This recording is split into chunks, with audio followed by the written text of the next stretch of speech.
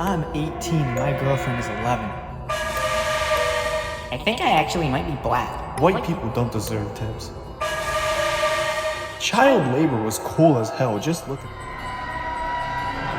Alright, that's enough.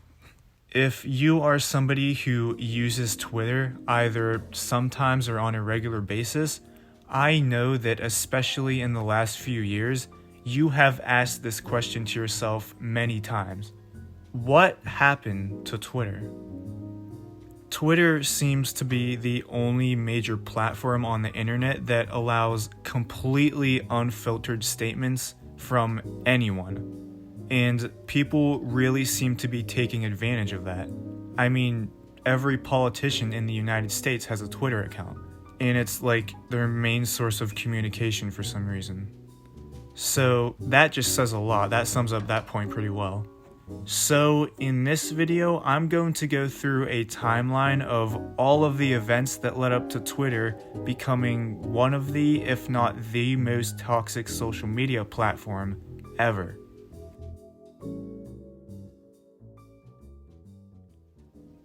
So let's just start from the beginning. On July 15th, 2006, Twitter was launched. Over the first few years, the website swiftly increased in usage until 2009, when in the span of only 3 years, the site jumped from 30 million monthly users to 200 million monthly users in 2012. During this time of rapid growth, a site that was once just a generic 2000s message website turned into a massive platform, with people like Barack Obama, Britney Spears, and Ashton Kutcher creating an account during the first few years of the website. But more than anything else, politics seemed to be a big part of Twitter during this time. CNN, the New York Times, Al Gore, Barack Obama, as mentioned before, and Donald Trump all had some of the most followed Twitter accounts, which means that Twitter ended up kind of being a big news outlet. Now, the thing about this is that Twitter, as a company, thought that their website should be the free speech wing of the free speech party.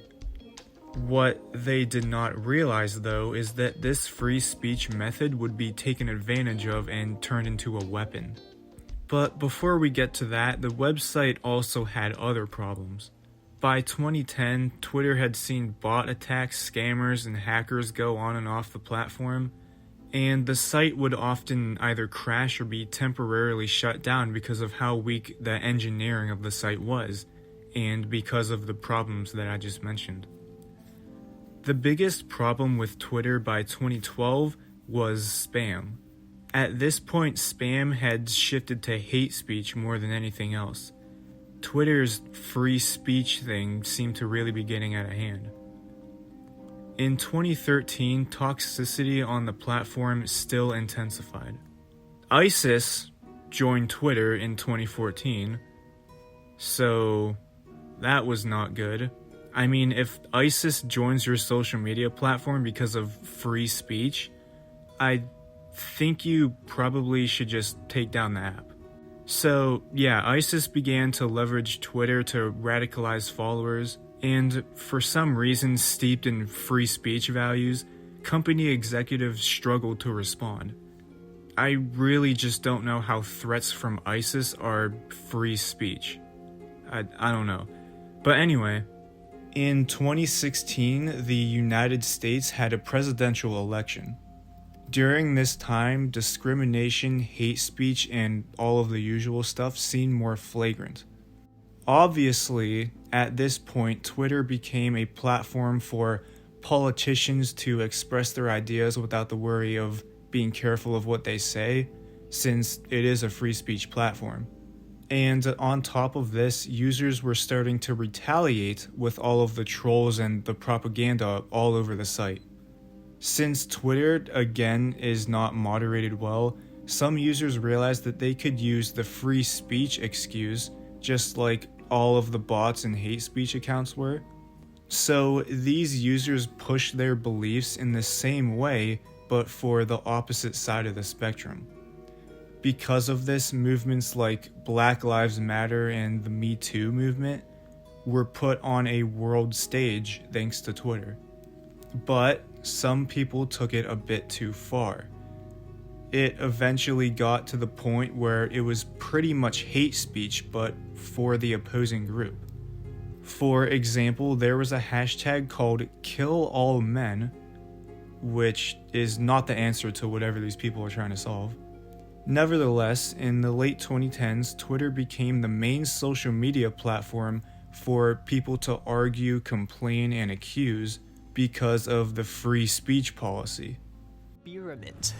There's nowhere else in the world where every day you have such ease of access to people arguing about things that you didn't even know could be controversial in the first place. Rarely anyone ever got in trouble for expressing their opinions, even if they were extreme. And some of these people do not seem to be the smartest ones to be saying this stuff, especially when it's regarding a serious topic. Like, I have no idea why KFC thought it was a good idea to post this. A lot of them have also become so sensitive that they have to add a trigger warning for things like food and showering. How could showering and food possibly trigger you? And to piggyback off of that, users also often just make the most out-of-pocket claims regarding things that aren't even that big of a deal. This is when people get too sensitive for things that don't matter, and they start making the smallest things seem like moral wrongdoings. Cancel culture was invented on Twitter, obviously. Users on the site often engage in vicious attacks against individuals who they believe have done something wrong, regardless of whether or not these claims are true. For either popularity or monetary gain, or anything like that, it doesn't matter as long as that person that they don't like is canceled. It's gotten to a point where there is actual real people out there who will try to cancel you because they think that you eating tacos or sushi is cultural appropriation. And it's ironic because a lot of these users are speaking for a group of people that they are not even a part of, which just proves the point that they are arguing for more followers or money or whatever. And a lot of the time, they just look like idiots for starting arguments that don't exist and don't need to be started. Black Twitter is popping right now. It's actually everything. It's a mood. Stop. No. It's a mood. Dude, shut the fuck up. Here's another funny example. To be honest, this is really insensitive. People have peanut allergies and gluten intolerances, and you're just out here acting like peanut butter and jelly sandwiches are a universal experience?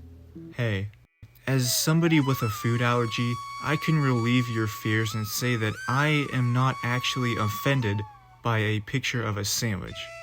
So there is no need to worry. I don't think there is anything wrong with people talking about peanut butter. You are literally the only human being on earth that is offended by people talking about peanuts.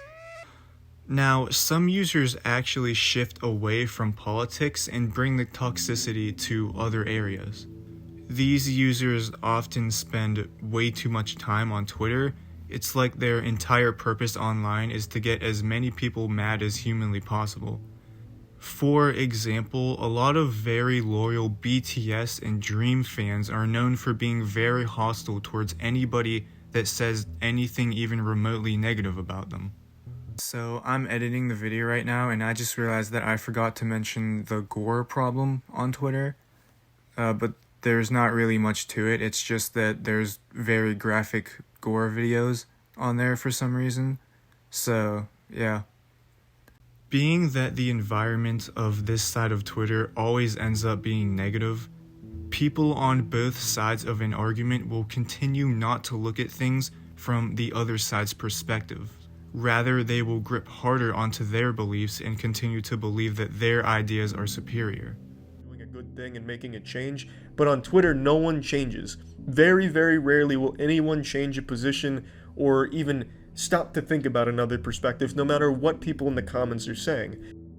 All of the problems that I have listed for modern day Twitter have been even more amplified than they already were thanks to 2020. So, in conclusion, Twitter has always been toxic. It's just that the reason why it's toxic has changed many times over the years. The site's toxic environment is a reflection of some of the worst aspects of human nature: greed, selfishness, and a desire for power and control. And these things will only continue to happen as time goes on.